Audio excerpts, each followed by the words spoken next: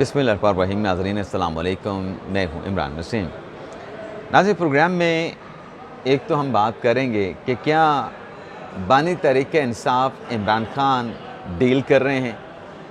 क्या साबिक़ वज़ीर-ए-आज़म इमरान खान डील के लिए जो उनके अपने वोटर सपोर्टर हैं, जो तहरीक-ए-इंसाफ़ के चाहने वाले हैं, उनके साथ कोई खेल खेल रहे हैं? एक तो नाज़रीन, प्रोग्राम में इस अहम मामले पर आपके साथ तफ़सीलात भी शेयर करेंगे, इस मामले का एनालिसिस भी करेंगे। और इसके अलावा नाज़रीन, मौलाना फज़ल रहमान साहब के हवाले से एक अहम ख़बर है, शाह महमूद कुरैशी साहब के हवाले से अहम ख़बर है और कुछ दीगर ख़बरें भी हैं, उनकी तफ़सीलात भी आगे चल के आपकी खिदमत में पेश करेंगे। लेकिन नाज़रीन, प्रोग्राम का आगाज़ करने से पहले आपसे दरख्वास्त करेंगे कि चैनल को सब्सक्राइब कर लें, बेल आइकॉन का बटन प्रेस करें और अगर आपको हमारी वीडियो पसंद आती है तो इसे लाइक भी करें और शेयर भी करें। आज नाज़रीन, प्रोग्राम का अगर हम आगाज़ करें तो आज वज़ीर-ए-आज़म शहबाज शरीफ ने कौम के साथ खिताब भी करना है। पहले ये ख़बर आई कि वज़ीर-ए-आज़म शहबाज शरीफ साहब जो हैं, जो माशी मैदान में हुकूमती कामयाबियाँ हैं, उस हवाले से कौम से खिताब करेंगे, कौम को एतमाद में लेंगे। और फिर ये ख़बरें चलीं कि वो खिताब मनसूख कर दिया गया है, मौखर कर दिया गया है, एक नई तारीख पे होगा। लेकिन अब ये ख़बर आ रही है कि वज़ीर-ए-आज़म साहब जो हैं, वो आज जो मुआशी कामयाबियाँ ये चंद माह की जो हुकूमत ने हासिल की हैं, उस हवाले से आज कौम को एतमाद में लेंगे और अपनी कामयाबियाँ कौम के अवाम के सामने रखेंगे। अब शहबाज शरीफ साहब, हो सकता है कि जब मैं ब्लॉग रिकॉर्ड कर रहा हूँ और आप ये प्रोग्राम देख रहे हों तो उनका खिताब ग़ालिबन हो भी चुका हो। अब क्या ऐलान करते हैं, क्या ऐलान नहीं करते, ये तो शहबाज शरीफ साहब के खिताब के बाद ही पता चलेगा। लेकिन नाज़रीन, शाह महमूद कुरैशी साहब, जिनकी साइफ़र केस में रिहाई हुई, उनकी अपीलों को एक्सेप्ट कर लिया गया और पूरा केस उनके खिलाफ़ ख़त्म हो गया इस्लामाबाद हाई कोर्ट के फ़ैसले के बाद। अब उसके बाद अपीलें सुप्रीम कोर्ट में आ चुकी हैं।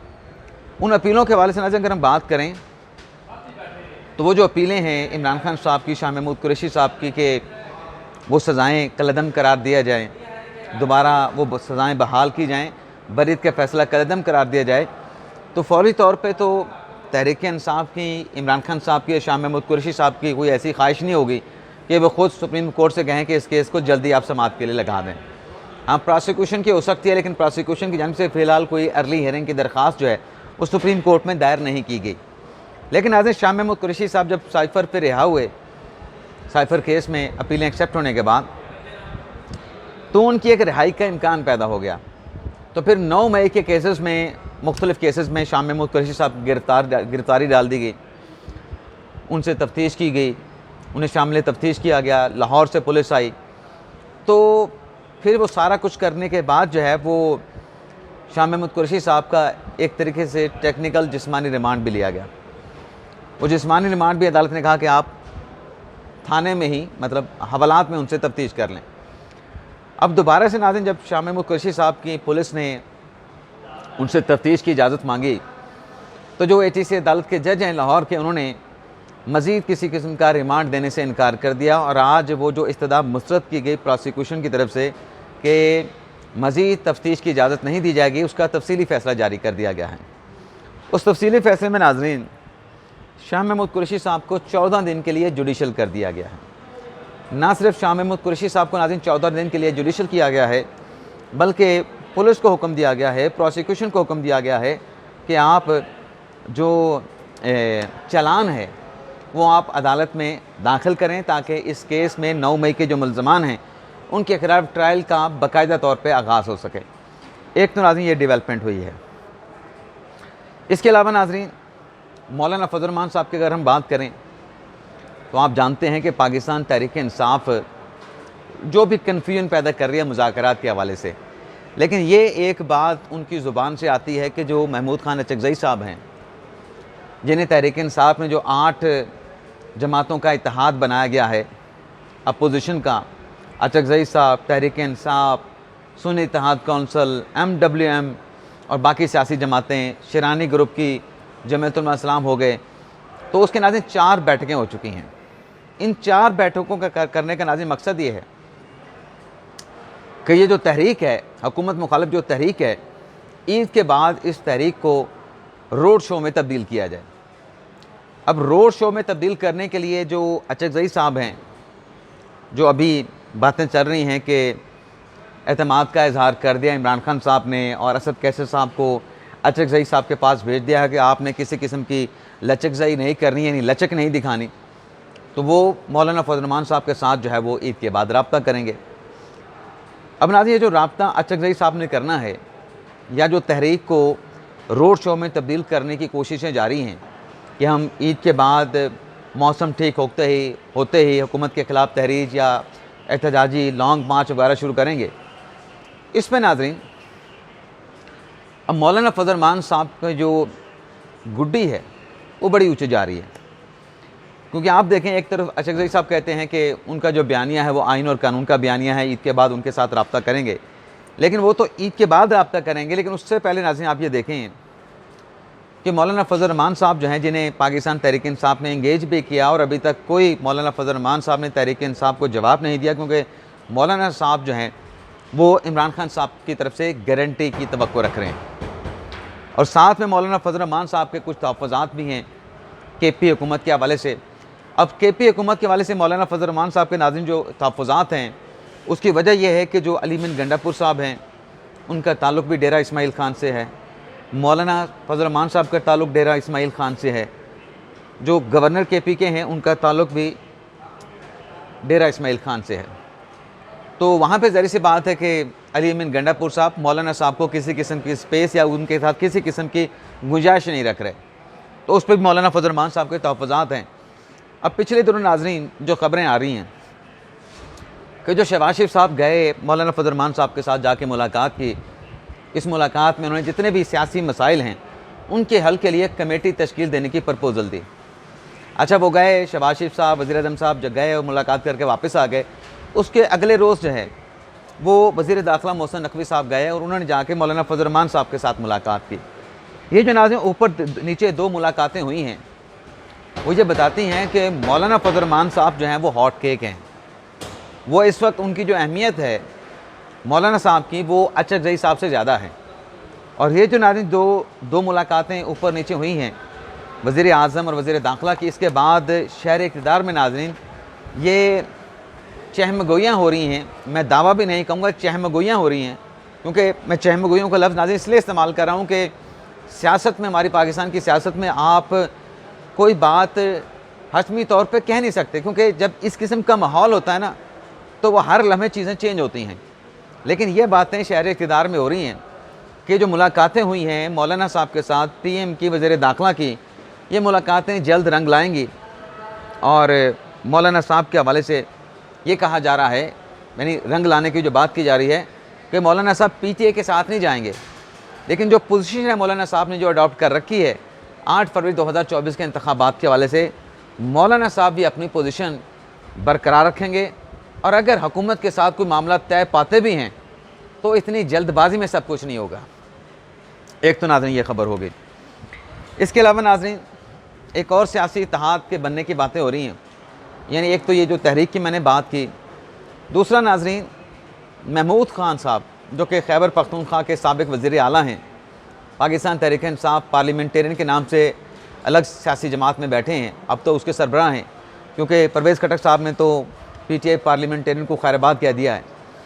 तो महमूद ख़ान साहब की नाज़रीन मुलाकात हुई है साबिक़ सदर आसिफ अली ज़रदारी के साथ, और ये कहा जा रहा है कि हो सकता है कि आइंदा आने वाले दिनों में पीपल्स पार्टी KPK में किसी नए सियासी इत्तेहाद के हवाले से महमूद ख़ान के साथ मिल के कोई नया सियासी इत्तेहाद बनने का इम्कान जो है उसका ज़ाहिर किया जा रहा है। तो ये भी नाज़रीन एक चीज़ें चल रही है। इसके अलावा नाज़रीन अगली जो दो ख़बरें आपके साथ, 3 ख़बरें शेयर करने जा रहे हैं, उसमें नाज़रीन आज ATC अदालत में जो इद्दत निकाह केस में ख़बर मानिका पे जो तशद्दुद हुआ, उस पर जो मुकदमा दर्ज किया गया, उसमें आज नाज़रीन जो जज साहब हैं तारिबाज सिपरा साहब, उन्होंने अली एजाज भुट्टर तहरीक इंसाफ के रहनुमा हैं, नईम हैदर पंजोता साहब, उनकी नाज़रीन जो ज़मानतें हैं उसमें 21 जून तक जो है वो तौसीक़ कर दी है। बल्कि ये तौसीक़ करने के बाद फिर और भी मुल्ज़मान ये ख़बर मानिका के तशद्दुद के केस में पेश हुए, तो फिर इस तारीख़ को बढ़ा के वो 24 जून कर दिया गया है।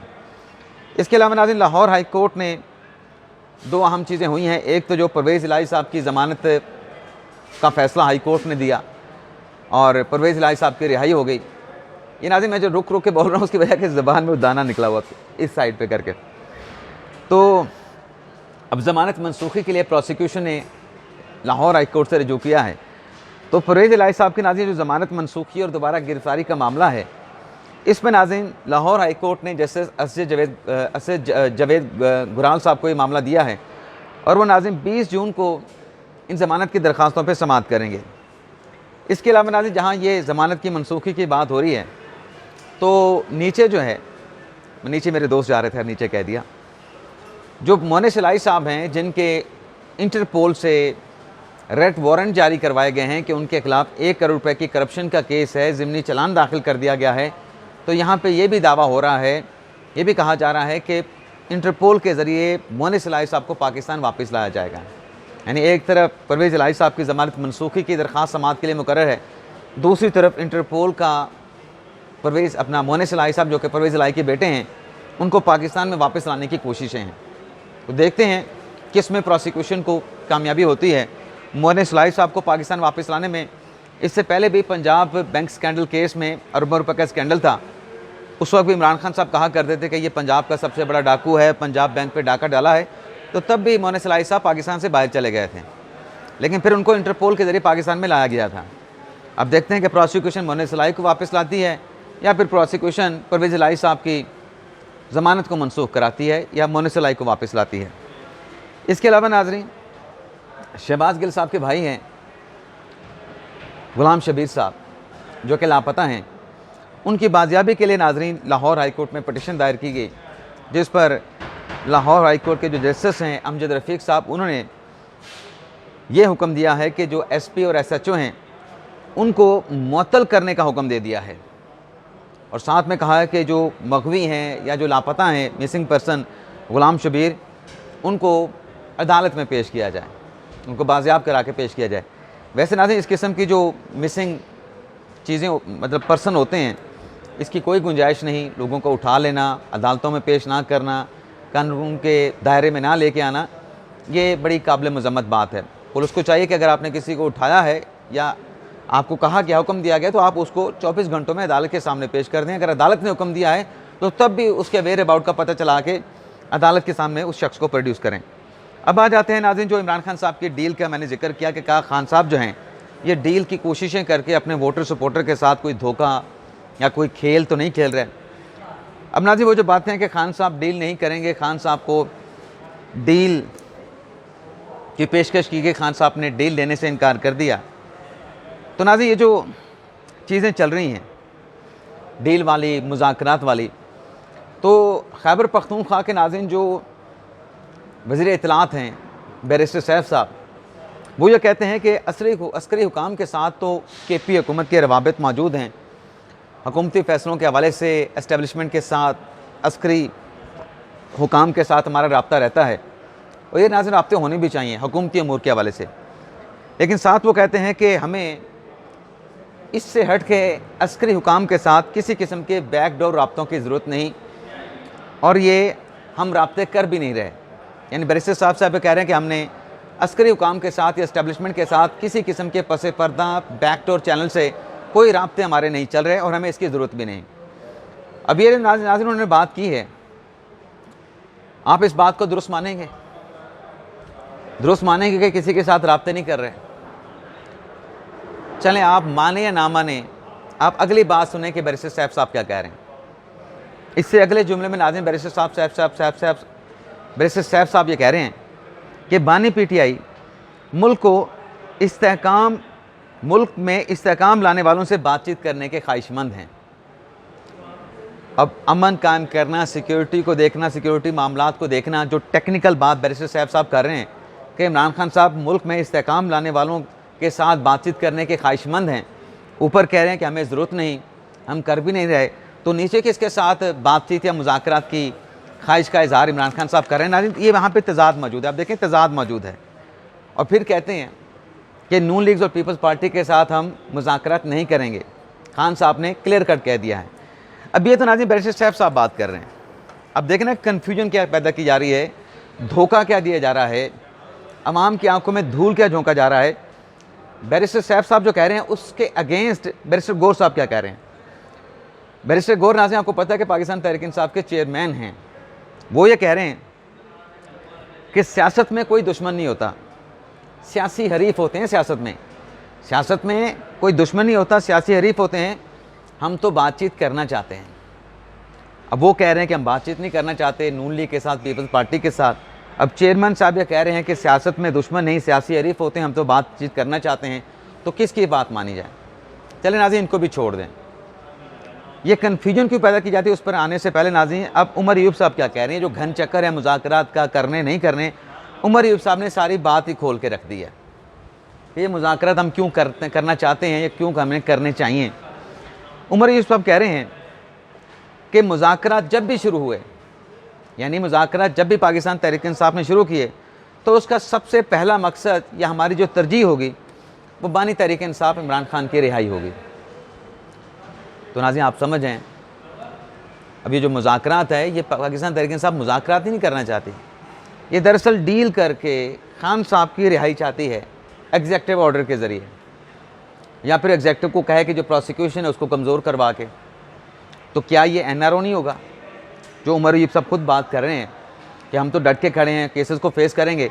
तो फिर आप अपने मुंह से जो बात करते हैं तो फिर सीधी सीधी डील हासिल करने की कोशिश है, NRO लेने की कोशिश है, प्रोसिक्यूशन को कमज़ोर करके जेल से बाहर आने की कोशिश है। झूठे या सच्चे जो भी मुकदमात हैं, फिर आप अपनी बात पे डट के कर रहे हैं।